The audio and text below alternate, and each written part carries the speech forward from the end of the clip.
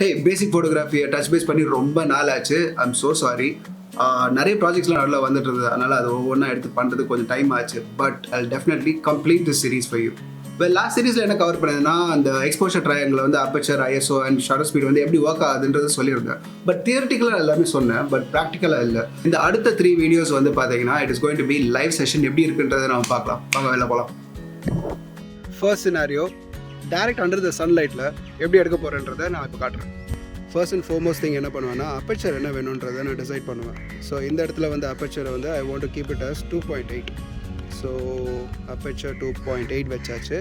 ஏன்னா எனக்கு shallow depth of field வேணும், கிரேட்டர் டெப்த் ஆஃப் ஃபீல்டு வேண்டாம். நெக்ஸ்ட் வந்து பார்த்தீங்கன்னா ஷட்டர் ஸ்பீட் வந்து சம்வேர் அரௌண்ட் 1/350 வச்சா தான் கரெக்டாக இருக்கும். பிகாஸ் லைட் மீட்டர் வந்து இப்போ சென்டரில் இருக்கிறதுனால ப்ராப்பர்லி எக்ஸ்போஸ்ன்னு காட்டுது. ஐஎஸ்ஓ வந்து 100 தான் வைக்க போகிறேன். பிகாஸ் டே லைட்டில் இருக்கிறனால நிறைய அவைலபிள் லைட் இருக்கிறனால ஐஎஸ்ஓ 100 தான் வைக்க போகிறேன். ஸோ அதுதான் ஃபர்ஸ்ட் சினாரியோ வந்துட்டு டைரக்ட் அண்டர் த சன்லைட்டில் எப்படி வந்துட்டு ஐஎஸ்ஓ, அப்பச்சர் அண்ட் ஷட்டர் ஸ்பீடை வந்து கண்ட்ரோல் பண்ணுறோன்றதை இப்போ காமிச்சிருக்கேன்.